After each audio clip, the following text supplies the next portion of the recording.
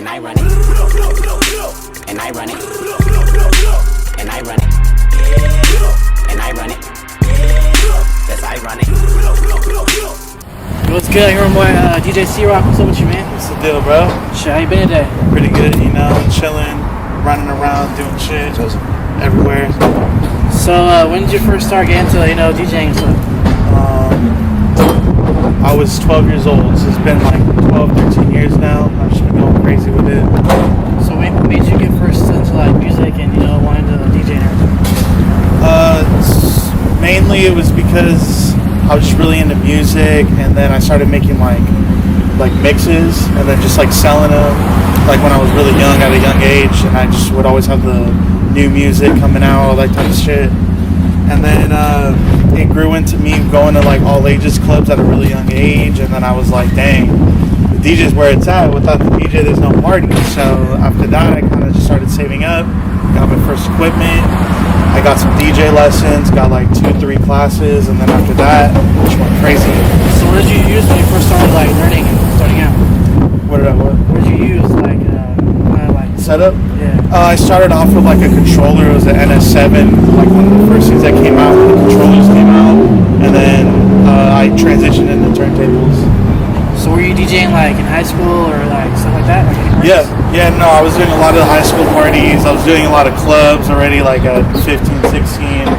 So I was getting a lot of access to clubs before I was even 21. So what's kind of your inspirations for you musically, and any DJs that inspire you?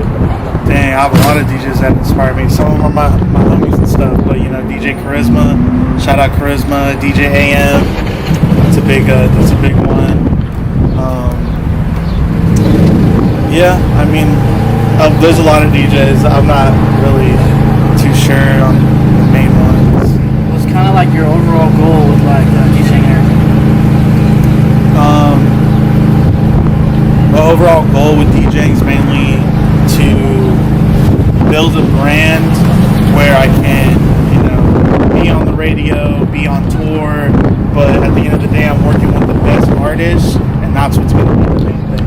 You know what I mean? It could be new, it could be the top biggest artist, but at the end of the day, you're going to hear good quality music and the best artists that are coming through. Have you ever personally DJed for artists, or do you mostly just do clubs? Yeah, no, I've been doing shit with artists since 2015, a little bit before that. From Tyga to YG, The Game, observatory shows. I got a show tomorrow with Wi-Fi's Funeral, Santa Ana. So I'm just going crazy, honestly. What would you say is one of your favorite events that you performed or DJed for? I did one with Young Pinch at the beach, and that was really sick because they were chanting my name. You got the whole crowd to go crazy, and it was just cool, hearing a big chant and stuff like that. So what was your reaction when you first had your first big crowd? Were you nervous? Were you? Yeah, no, definitely. It was at the observatory, and it was packed out, and it was pretty crazy. Just you don't really think about the nerves when you're already doing it. It's just mainly three things, a pre-jitter. But after that, once you're in the zone and stuff, you really just gotta feel it, or you're gonna embarrass yourself.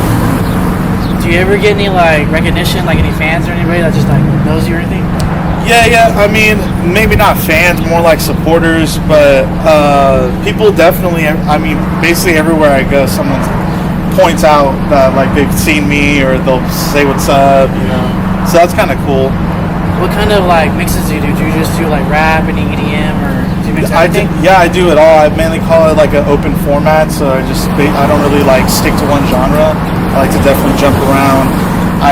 The way I DJ, I almost call it method DJing, where it's strictly off the vibe and the crowd of what you're going through that night. Could be half the crowd's over 50, 40 to 50, and then there's a few 20 to 30s. So you got to really bounce out how you're gonna do it. You're gonna do some old school stuff, old school 90s, 2000s. You're gonna throw in a few little new stuff. It's gonna get the young people going. The young people like the old shit too, so you just gotta keep it mixing. So So you think it's kind of important to be able to read the energy of like the crowd and everything? Yeah, I mean, it also depends on the type of DJ you are, but for me, that's like basically how I have to go about it. Because I don't ever pre-plan sets, or plan anything. I just kind of just go through all my music, kind of just feel it out. What's one of like the biggest like event you done, like crowd-wise? I mean, I did a Red Bull Music Festival. That was a pretty big crowd.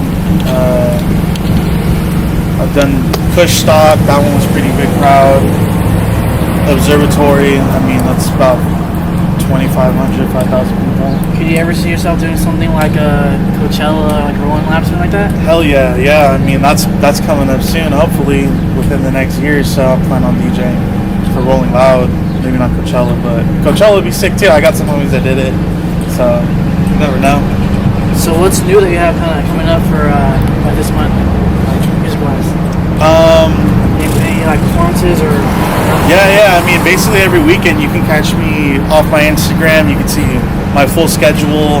DJ c.roc, DJ c.roc on Instagram. But this week I'll be doing Wi-Fi's funeral.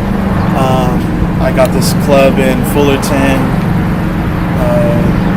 I got the block party coming up. Let me look up the dates. I got you guys. I got some dates coming up. So where did you originally grow up at? You're from Orange County? Or? Yeah, I'm from Orange County.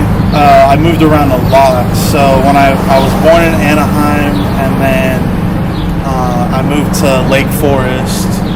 I was living out there for a few years. After that, I had to move to Riverside, so I was living in Corona for a while, actually. And then I moved back to Lake Forest, and then I moved to like Huntington Beach, Santa Ana. I was in East LA for a minute. Back to Riverside. I was just full jumping around everywhere. But I've been basically in every city in Orange County almost, and some LA ones too. So how was your experience kind of like growing up out here? Like, you know? Yeah, I mean, it was a mix, you know. I lived in like really nice areas. I lived in really bad areas. I very mixed. I really got along with basically everyone. I didn't really have too many problems. You think it was kind of easy to like network out here, or were people kind of like not feeling you at first? See, the thing is I went to so many schools. It was really easy for me to network, kind of, because it was just like me trying to make friends. So that's what really like I took as like networking's easy because I've already been moving around. So that's kind of what like also picked up when like I started getting into more networking and like the DJing stuff. I'm like, I can totally do this because I'm already trying to be friends with everyone anyways because I'm moving around so much. So how would you say it kind of like took you to kind of like perfect your skills, like when you first started to now? Like how'd you kind of know like, all right, now I'm actually a good teacher? So I didn't even start taking gigs until like 3 years of me practicing. Because like for me, like if you can't even transition, like I don't consider you as a DJ. You know, I mean, for me, like at the end of the day, you got to know how to DJ to be called a DJ. It's not just playing some songs and knowing like good music and having playlists. Like if you can't mix the shit or make it sound right, it's like whatever. Which is very normal for the DJs nowadays, to be honest. It's really like who's popping and who you can bring. It's really hard that people get popping because of good DJs, which is what I'm really trying to make happen. So do you have like a set kind of base price, or does it depend on the event? I mean, it starts at $100 an hour, but it all just depends, you know, how much equipment I need to bring. If I just need to bring my laptop, if there's already set up there, I don't need to bring speakers. I just got to bring my setup. All that stuff really can change the price, but you know, I'm very reasonable. I'm not really crazy about it. I really just do this for fun and because I love it, you know. The money thing is just a bonus. What's some advice you would give to like an upcoming DJ or someone who wants to get into like music? Don't be your own worst critic, and if people aren't fucking with you, just keep going, because if you're really about it and you think it's something that people want to hear, it might just be the people around you that, you know, you just got to keep going and practice. That's my biggest thing, practice. Don't think just because you bought some equipment, you know, you bought a mic, you know, you got some shit written down that you're an artist, you're a this, you're a that. No, you got to learn the craft to become an artist, to to become that. If you're not trying to do that, then you're really just doing it just to tell people you're doing it. That's the biggest thing I would say. So when you took the DJ lessons, did they help you out a lot, or? It was informational, but I felt like when I was practicing on my own, what he was trying to teach me during my classes, it like made more sense. Like, oh, okay, so that's what you were trying to do. But I'm just like a weird learner. I feel like he was a great teacher, though. So would you say it's easier to kind of learn on your own, or would you recommend someone to take classes? If someone could teach you like what to do for the first like 2 times just to show you the ropes, just so you can get a broad idea of it, then that's a good idea. But nowadays, it's really easy to learn. It's a lot easier now than it was when I first did it like 12, 13 years ago. So it's a lot easier and a lot more simple. Alright then, bro, anything else you want to say to the people? You check me out on Instagram, DJ c.roc, ROC. I'm going to be everywhere. If you don't know about me, get to know about me. Exotic Club, that's my biggest exotic company coming out. Been doing the thing. Fuck with me.